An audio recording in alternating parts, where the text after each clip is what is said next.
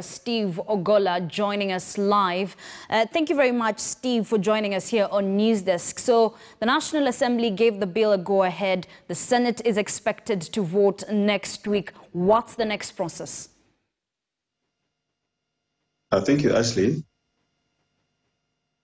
Thank you, Ashley. I think the Senate is also likely to vote to pass the BBI bill. But even if it doesn't vote to pass the bill, what Article 257, sub-article 10 says is that if Parliament votes to approve the bill, or maybe if Parliament fails the bill, then the President shall require IBC to conduct a referendum. So in terms of next steps, the next steps are as follows. Number one, Senate votes to pass the bill or to fail it, as the case may be.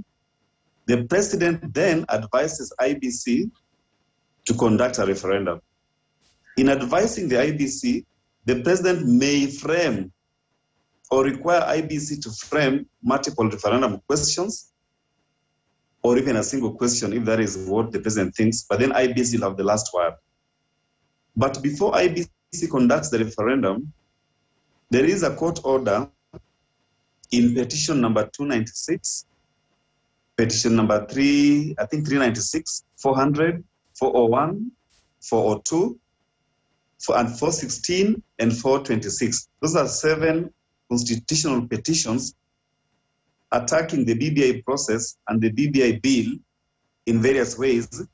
And the High Court, in a ruling delivered in March, directed IBC to freeze any preparations for the referendum until the judgment has been delivered. So yes, IBC may conduct a referendum in 90 days after Parliament has approved the bill, but only after the High Court has spoken. Ashley.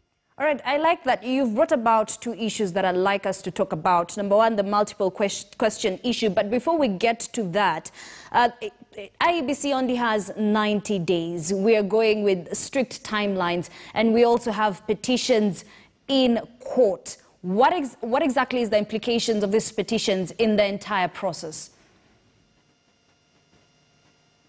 What the petitions in court mean, and looking at the ruling delivered by the 5-judge bench, the High Court said IBC should not facilitate the referendum pending the hearing and determination of those petitions challenging the procedure and the process leading up to the bill, and also challenging the substantive provisions of the bill.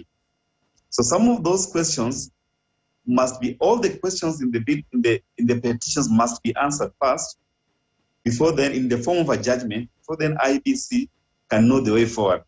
It could be possible, Ashley, that if one of the questions is answered in the negative, for instance, if the High Court is of the view that the creation of the Office of Judicial Ombudsman necessarily interferes with the independence of the judiciary, and therefore declares that provision as unconstitutional, then the entire bill shall be arrested, and then the bill will have to start afresh. The entire bill will collapse.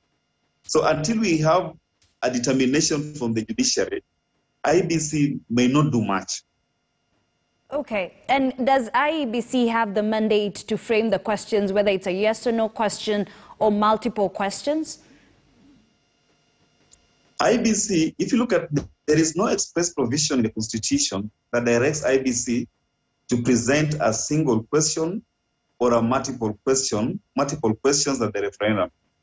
But if you look at Article 255(1), it talks about that if there is a question, if there is a proposed amendment to the Constitution touching on the protected provisions, then that question should be subjected to the referendum.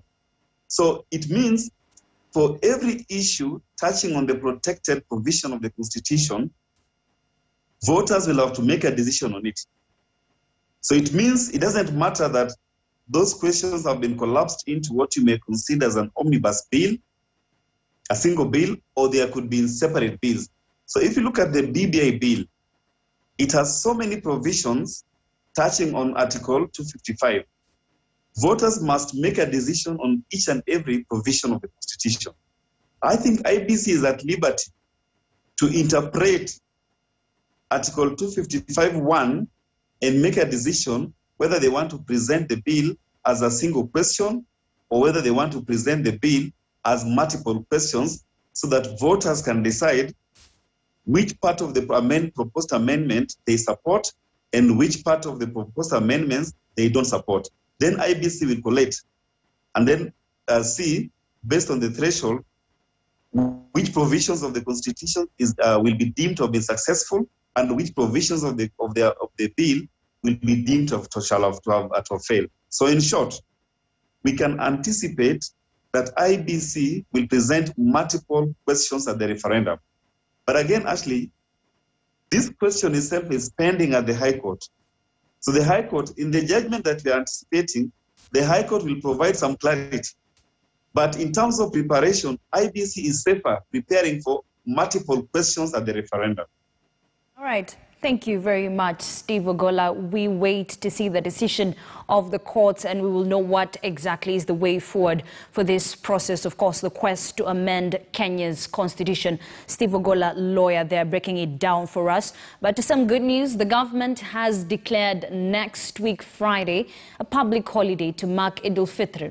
Now, a Gazette notice by Interior Cabinet Secretary Dr. Fred Matiang'i has declared May 14th a public holiday in exercise of the powers conferred by Section 2(1) of the Public Holidays Act.